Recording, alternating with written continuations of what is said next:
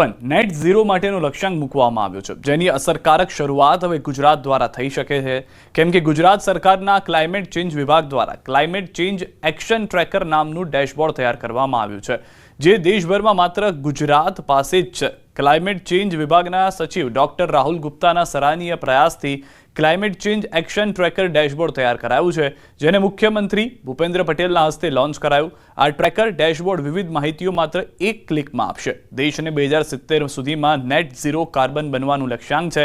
આ ડેશબોર્ડના માધ્યમથી હવે જિલ્લા વાઇઝ તમામ પ્રકારની ઓનલાઈન માહિતી મેળવી શકાશે।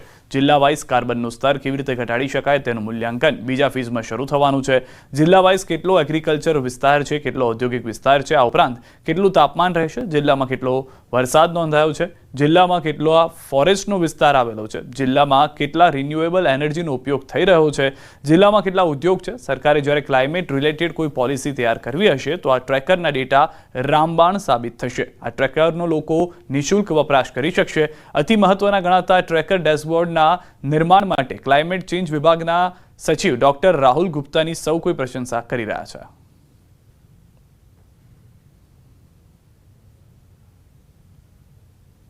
આપણે સૌ જાણીએ છીએ એમ જે કોન્ફરન્સ ઓફ પાર્ટીઝનો 26મો અંક હતો, જે COP26 એડિશન હતો, એ ગ્લાસગો ખાતે યોજાયેલો હતો અને એ એડિશનમાં આપણા જે દેશના વડાપ્રધાન છે શ્રી નરેન્દ્ર મોદી સાહેબે પંચામૃત ગોલનું આહ્વાન કરેલું।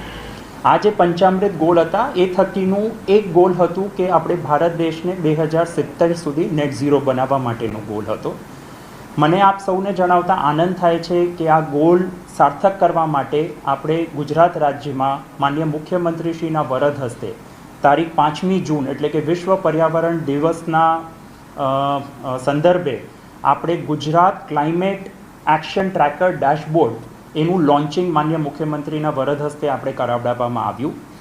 આ એક ડેશબોર્ડ એવું ડેશબોર્ડ છે કે જ્યાં જિલ્લા વાઇઝ આપણી પાસે ગ્રીનહાઉસ ગેસ ઇન્વેન્ટરીનું ડેટા અવેલેબલ છે।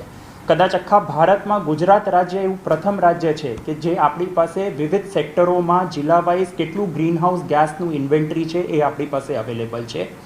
ના કેવલ એટલું જ, પરંતુ એનું જ્યારે બીજું ફેઝ આપણે 1 વર્ષની અંદર આપણે લોન્ચ કરીશું તો એની અંદર જિલ્લા વાઇઝ કેવી રીતે આપણે કાર્બન ગ્રીનહાઉસ ગેસ એમિશન્સને ઘટાડી શકાય એના માટે જિલ્લા વાઇઝ એક્શન પ્લાન પણ બનાવવાની કામગીરી અત્યારે ચાલી રહી છે। આ એક ઓપન એક્સેસ પ્લેટફોર્મ છે અને આ પ્લેટફોર્મ થકી ન કેવલ સરકારને નિર્ણયો લેવામાં મદદરૂપ રહેશે, પરંતુ આમ નાગરિકોને, સ્ટુડન્ટ્સને, રિસર્ચર્સને, એકેડેમિશિયન્સને પોતાના સ્ટડીઝ માટે પણ આ ખૂબ જ ફાયદાકારક રહેશે। આનાથી જિલ્લા કક્ષાએ જે ક્વોલિટી ઓફ લાઈફ છે, ઇઝ ઓફ લિવિંગ છે, એના ઉપર પણ ખૂબ સારું એવું ઇમ્પેક્ટ આવશે। એટલે હું માનું છું કે આ એક ઇનિશિયેટિવ રાજ્ય સરકારે જે લીધેલું છે એનાથી આવનારા દિવસોમાં આપણે ઘણા બધા સારા એવા નિર્ણયો લઈ શકાશે અને ક્લાઇમેટ રિલેટેડ જે પણ પોલિસી મેકિંગ થાય છે એમાં આપણને ખૂબ સારી એવી મદદ મળશે।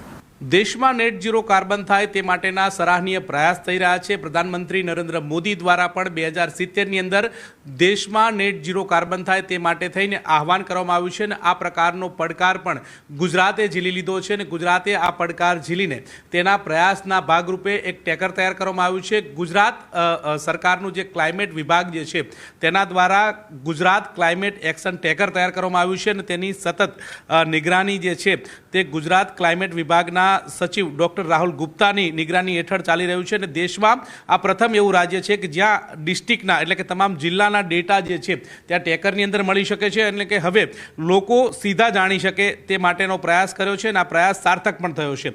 આ ટેકર કેવી રીતે કામ કરી રહ્યું છે અને કેવા પ્રકારનું છે તે જોઈએ તો તેની અંદરથી આ પ્રકારની એક આખી એપ્લિકેશન તૈયાર કરવામાં આવી છે અને તેમાં ડિસ્ટ્રિક્ટ વાઇઝ એટલે કે જિલ્લાની તમામ પ્રકારની માહિતી દર્શાવવામાં આવી છે, જેમાં ડેમોગ્રાફીનો સમાવેશ કરવામાં આવ્યો છે, કેટલા વિસ્તારની અંદર એગ્રો ક્લાઇમેટ પ્રોફાઇલ જે છે તે પણ દર્શાવવામાં આવી છે, એટલે કે કેટલો રેનફોલ છે, કેટલું ટેમ્પરેચર રહેતું હોય છે તે પણ દર્શાવવામાં આવી રહ્યું છે। સાથે સાથે કેટલો વિસ્તાર છે અને કેટલા વિસ્તારની અંદર કેટલા પ્રકારનો એગ્રીકલ્ચર વિસ્તાર છે, કેટલો ફોરેસ્ટનો વિસ્તાર છે, તે તમામ પ્રકારના તમામ જિલ્લાઓના ડેટા આ રીતે જોઈ શકાય છે। સાથે સાથે કેટલા પ્રકારનો પાવર જનરેટ થઈ રહ્યું છે તેનું પણ આ ટેકરની અંદર દર્શાવવામાં આવી રહ્યું છે. મહત્વનું સાથે સાથે એ છે કે ઉદ્યોગો જિલ્લાની અંદર કેટલા છે, કેવા પ્રકારના ઉદ્યોગો આવેલા છે, તેમાં ટેક્સટાઇલ ઇન્ડસ્ટ્રી કેવી છે, કેમિકલ ઇન્ડસ્ટ્રી કેવી છે, આ તમામ બાબતો જે છે તે દર્શાવવામાં આવી છે. એટલે કે હવે એક ક્લિકના માધ્યમથી જે નાગરિકો જે છે તે આ ટેકરની મદદથી જાણી શકશે. સાથે સાથે સસ્ટેનેબિલિટી મોબિલિટી કેવા પ્રકારની છે તેનો પણ આ ટેકરની અંદર દર્શાવવામાં આવ્યું છે. એ જ રીતે જોઈએ તો એગ્રીકલ્ચર લાઈવ રિસ્ક કેટલું છે તે પણ દર્શાવવામાં આવી રહ્યું છે અને આ પ્રકારનું ટેકર તૈયાર કરવામાં આવ્યું છે. મહત્વનું એ છે કે નેટ ઝીરો કાર્બનનું લક્ષ્યાંક રાખવામાં આવ્યું છે અને તેનો પડકાર ગુજરાતે ઝીલી લીધો છે અને આ ગુજરાતે પડકાર ઝીલ્યા બાદ સૌ પ્રથમ પ્રયાસ જે છે આ ટેકર રૂપે મૂકવામાં આવ્યો છે. એટલે કે દેશની અંદર પ્રથમ એવું રાજ્ય છે કે જેમાં જિલ્લા વાઇઝના ડેટા જે છે ત્યાં ટેકર મારફત મળી રહ્યા છે અને નેટ ઝીરો તરફ કેવી રીતે વધી શકે તે માટેનો આ સરાહનીય પ્રયાસ જે છે તે જોવા મળી રહ્યો છે. કેમેરા પર્સન હિતેશ પ્રજાપતિ સાથે ગૌતમ શ્રીમાળી, ન્યૂઝ 18 ગુજરાતી, ગાંધીનગર.